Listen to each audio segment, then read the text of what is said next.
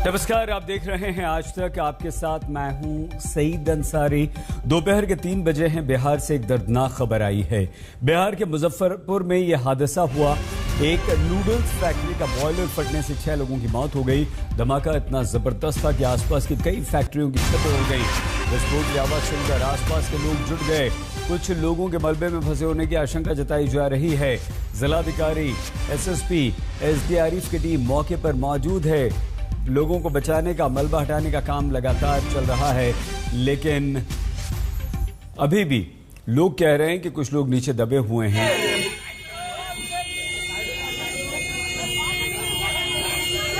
अभी तक 6 लोगों की मौत की पुष्टि हो चुकी है।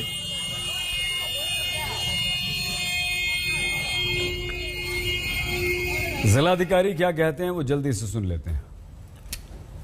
नूडल्स फैक्ट्री थी, वहाँ बॉयलर में विस्फोट हुआ है और उसके चलते उस फैक्ट्री में और उसके अगल बगल की फैक्ट्रीज में काफ़ी तेज़ आवाज़ के साथ बिल्डिंग क्रैक की है। थोड़ा आग लगी है जिसके चलते कुछ करीब 5 लोगों की डेथ हो चुकी है और घायल लोगों का और इलाज SKMCH में कराया जा रहा है। वर्तमान में एक जगह हम लोग देख रहे हैं कि और भी किसी कैजुअलिटी की बात हो तो वो हम लोग लगातार चेक करा रहे हैं।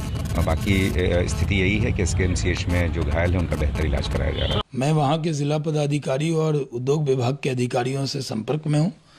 जिन लोग इस घटना में जो हताहत हुए हैं उनके परिवार के प्रति संवेदना व्यक्त करता हूँ। इसकी पूरी जांच कराएंगे कि आखिर बॉयलर का मेंटेनेंस हो रहा था, नहीं हो रहा था, किस तरह से ये बॉयलर फटा। ये बड़ा एक्सीडेंट है, ये बड़ी दुर्घटना है और कई लोग अस्पताल में अभी एडमिट हैं। वहाँ से मलबा हटाया जा रहा है। उसके बाद वहाँ पता लगेगा कि कितने लोगों को चोटें आई हैं, कितने लोग हताहत हुए हैं और उनके परिवार के प्रति मैं संवेदना व्यक्त करते हुए उनकी पूरी मदद की जाएगी। बिहार सरकार स्थिति पर पूरी नज़र रखे हुए जी। आरजेडी नेता मनोज झा ने हादसे पर सवाल उठाए। पूछा कि आखिर लोगों की सुरक्षा को लेकर इतनी लापरवाही क्यों? सर्वप्रथम तो उन परिवारों के लिए मेरी संवेदना है मेरे दल की ओर से, लेकिन महत्वपूर्ण ये है कि आखिर हम सेफ्टी ऑडिट करते भी हैं या कुछ इस तरह की व्यवस्थाएं होती हैं। जब ऐसी दुर्घटना होती है, अभी 2 दिन इस पे बहुत चर्चा होगी सेफ्टी ऑडिट की कि कैसे हुआ, कब हुआ, क्या कमियां रही, फिर 2 दिन बाद बिसरा देंगे। जाने कौन सी गई। हर जान जो जाती है ना वो आपको बता के जाती है। आगे कोई ऐसी जान न जाए, मुझे उम्मीद है उस दृष्टिकोण से बात की जाएगी, पहलकदमियां ली जाएंगी। आइए हम आपको सीधे मुजफ्फरपुर लिए चलते हैं। रोहित सिंह हमारे संवाददाता हमारे साथ मौजूद हैं। रोहित, इस समय स्थिति क्या है? क्या मलबा पूरी तरह से हटा लिया गया है? क्या अभी भी कुछ लोगों के दबे होने की आशंका है? और क्या कह रहा है प्रशासन? रोहित।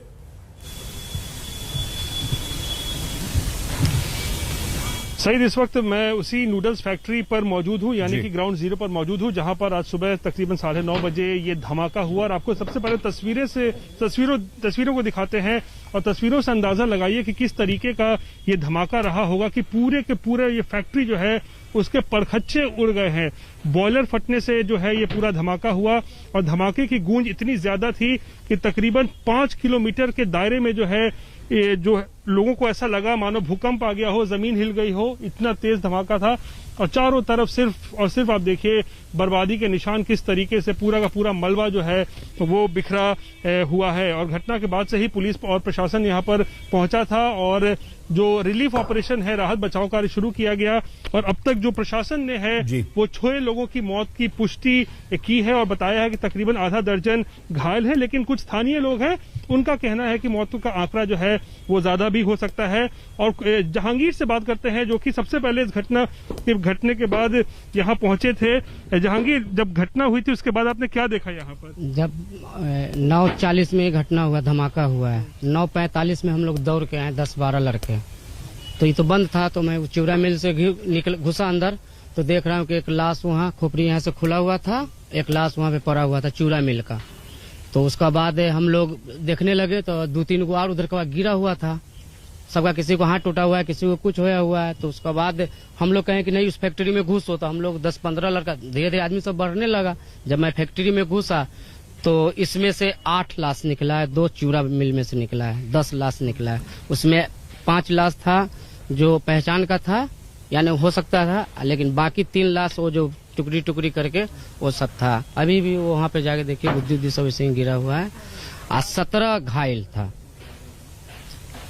तो सही देख रहे हैं, जो स्थानीय लोग हैं वो बता रहे हैं कि 10 लोगों की जो है इस घटना में मौत हुई है। हालांकि प्रशासन केवल 6 मौत की पुष्टि कर रहा है, लेकिन तस्वीरें आप देखिए किस तरीके से, और जहां पे धमाका हुआ जिस फैक्ट्री में, उसके बगल के भी जो जितने भी फैक्ट्रीज थे 4-5, वो भी पूरी तरीके से उसके जो है वो परखच्चे उड़ गए हैं। और इस मामले में अब जो सरकार ने जांच के आदेश दिए हैं और मामले की फिलहाल जांच चल रही है, लेकिन ये तस्वीरें बेहद भयानक हैं और बताता है, तस्वीरों को देख कर अंदाजा लगाया जा सकता है कि किस कदर का जो है वो धमाका रहा होगा।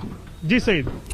रोहित, जिस तरह से प्रत्यक्षदर्शी बता रहे हैं, क्या इस बात की आशंका है कि मौत का आंकड़ा बढ़ सकता है, और क्या अभी भी मलबे में दबे लोग हो सकते हैं? राहत और बचाव का काम किस तरह से चल रहा है रोहित? ये देखिए, प्रशासन की माने तो अभी फिलहाल जो है राहत बचाव कार्य जो है यहाँ पे रुक गया है, क्योंकि उनका कहना है कि 6 शवों को उन्होंने निकाल दिया है और ज्यादा इसमें शव नहीं हो सकते हैं। लेकिन स्थानीय लोग बता रहे हैं कि हो सकता है कुछ लोग जो हो और इस मलबे में फंसे हुए हों, और जो लोग जिनका इलाज चल रहा है, जो अस्पताल में इस वक्त जिंदगी और मौत के बीच झूल रहे हैं, उनमें से अगर इस बात की भी आशंका है कि किसी की जान जा सकती है, तो अभी मौत का आंकड़ा बढ़ भी सकता है, इस बात की आशंका है। लेकिन चारों तरफ जो है इस धमाके की जो गूंज है और धमाके के बाद जो नुकसान हुआ है, देखिए बड़े बड़े जो आप पिलर्स देखिए, इस फैक्ट्री के पिलर्स तक जो है वो टूट गए हैं। पूरा छप्पर देखिए, छत देखिए, यानी कि छत भी पूरा उसके परखच्चे उड़ गए हैं। तो अपने आप में ये तस्वीरें बयान करती है कि किस तरीके से जोरदार ये धमाका रहा, जिसमें 6 लोगों की अब तक जो है वो जान जा चुकी है। सईद, बहुत धन्यवाद रोहित। रोहित सिंह हमारे संवाददाता जानकारी दे रहे थे इस खबर पर। लगातार आज तक पर सबसे पहले हम आपको खबर देते रहेंगे। फिलहाल एक और खतरा जो देश पर मंडरा रहा है, हमारे देश में ओमिक्रॉन के मामले बहुत तेजी से बढ़ रहे हैं। कोरोना का यह नया वेरिएंट ओमिक्रॉन 17 राज्यों में अपने पांव पसार चुका है। ओमिक्रॉन के सबसे ज्यादा 108 मरीजों की महाराष्ट्र में पुष्टि हो चुकी है। दिल्ली दूसरे नंबर पर है, जहां ओमिक्रॉन का आंकड़ा 79 है। तीसरे नंबर पर गुजरात है, जहां 43 लोग ओमिक्रॉन पॉजिटिव पाए जा चुके हैं। तेलंगाना में भी 41 मरीज हैं। आज ओडिशा में विदेश से आए 4 और लोग ओमिक्रॉन पॉजिटिव पाए गए।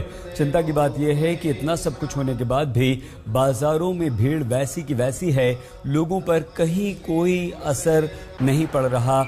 लोग ये समझ नहीं रहे कि ये कोरोना कितना खतरनाक है। लोग अभी भी घरों से बाहर निकल रहे हैं, पार्टी कर रहे हैं। लोगों ने क्रिसमस पर पार्टी की, नए साल के जश्न की तैयारी है। नया साल आने वाला है। इस अवसर पर शिरडी के साईं बाबा मंदिर में हर साल हजारों लाखों श्रद्धालु जुटते हैं। ओमिक्रॉन के कारण बाबा के दर्शन की व्यवस्था को बदल किया गया है। सुबह 6 बजे से रात 9 बजे तक आप दर्शन आप कर पाएंगे। रात 9 बजे से सुबह 6 बजे तक आपके दर्शनों पर पाबंदी रहेगी। सुबह 4:30 बजे की कक्कड़ आरती और रात 10:30 बजे की शेजारती आरती होगी, लेकिन आप यानी कि श्रद्धालु प्रवेश नहीं कर पाएंगे। साईं बाबा प्रसादालय भी रात 9 बजे तक ही खुला रहेगा, उसके बाद बंद हो जाएगा। तो बाबा के दरबार में ये विशेष इंतजाम किए गए हैं।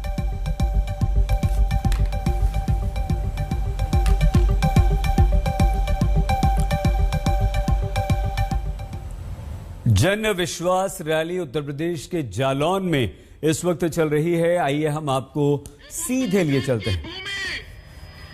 चाहे मुगल हो, चाहे अंग्रेज हो, इसके खिलाफ लड़कर वीरता के साथ बलिदान देकर मां भारती की रक्षा करने वालों की भूमि है।